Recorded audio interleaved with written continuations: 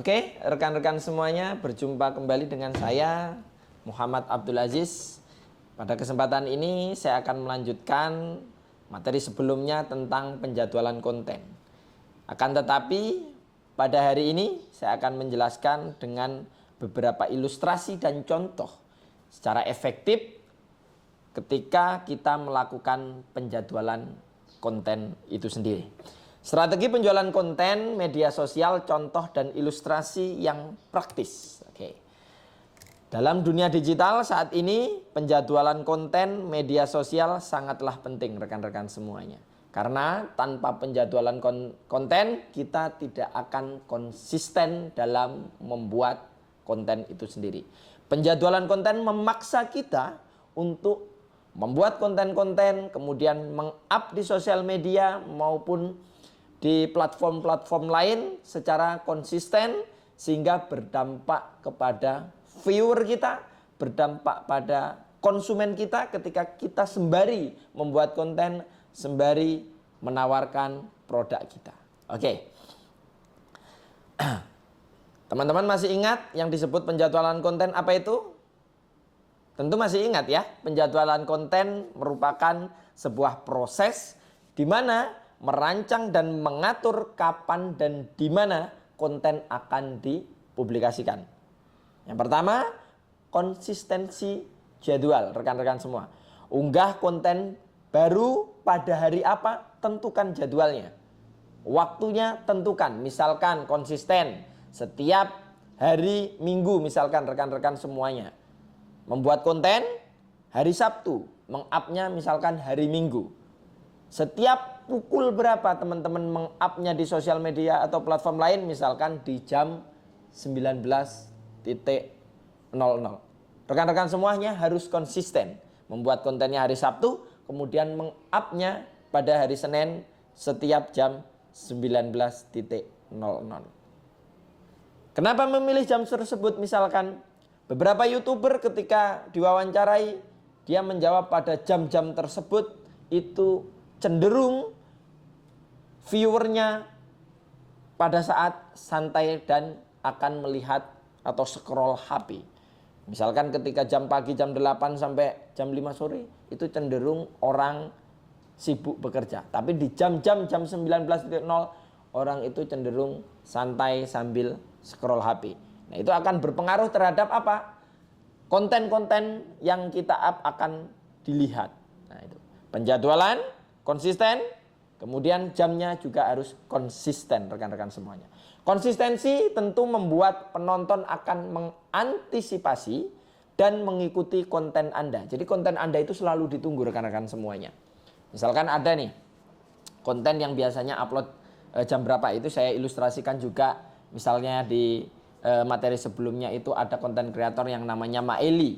Nah, Maeli itu selalu konsisten, dia membuat kontennya itu misalkan setiap hari Minggu sekali.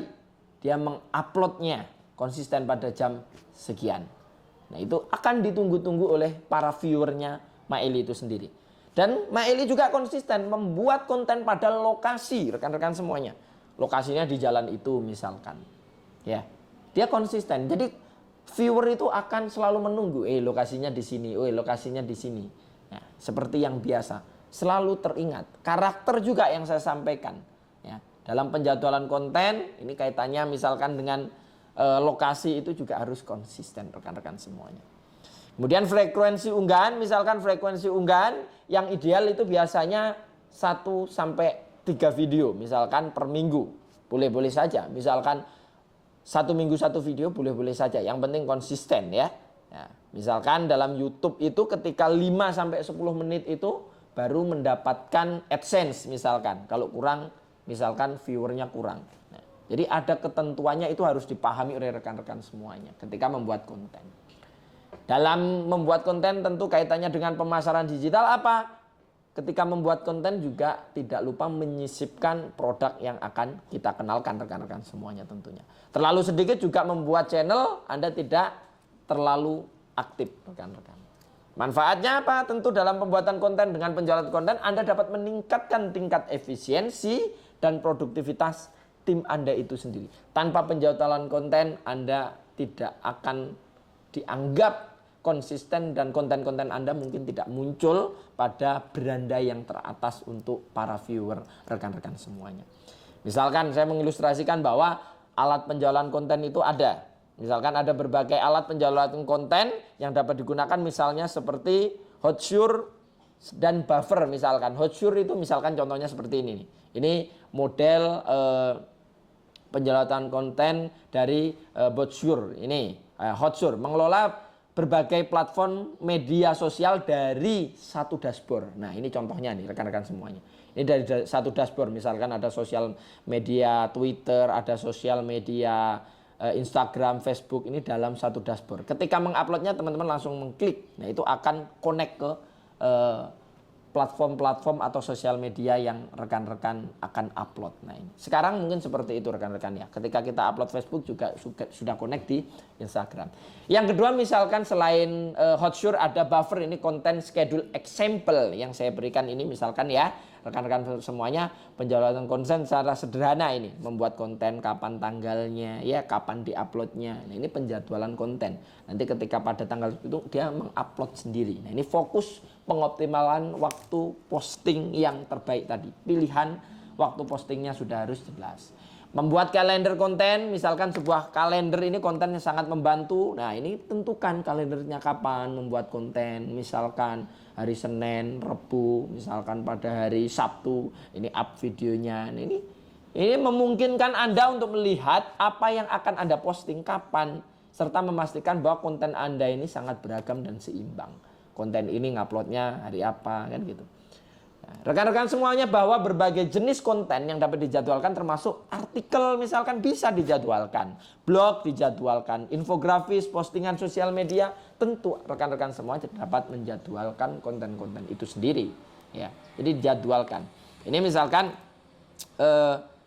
rekan-rekan harus memahami bahwa jumlah pengguna media sosial di Indonesia ini menurut slides data ini bahwa di berbagai platform 2024 itu sendiri yang paling menduduki peringkat atas itu adalah YouTube dengan 139 juta pengguna. Kemudian yang kedua disusul dengan TikTok, ketika Facebook dan Instagram dengan pengguna 101 juta pengguna rekan-rekan semuanya. Ini mengetahui, jadi yang efektif dalam pembuatan konten ini rekan-rekan semua menguploadnya ini di mana saja ya. Mengetahui waktu terbaik untuk posting yang tadi saya sampaikan sangat penting tentu dalam setiap platform. Waktu puncak, berbagai melakukan riset menggunakan kapan audiens ini paling aktif dalam meningkatkan visibilitas konten yang saya sampaikan tadi.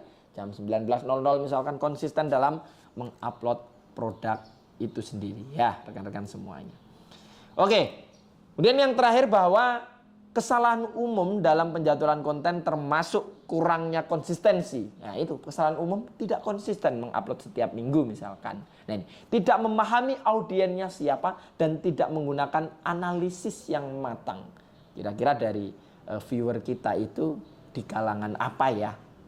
Misalkan umur berapa sampai berapa ya? Nah, menghindari kesalahan ini tentu Anda dapat membantu Anda mencapai hasil yang terbaik. Anda memahami kesalahan Anda analisis berikutnya tentu Anda dapat memahami kesalahan sebelumnya sehingga ke depan lebih baik dalam pembuatan konten. Itu yang dapat saya sampaikan dalam ilustrasi pembuatan konten. Ketika rekan-rekan belum ada yang jelas bisa ditanyakan atau diskusi di kolom komentar. Terima kasih. Wassalamualaikum warahmatullahi wabarakatuh.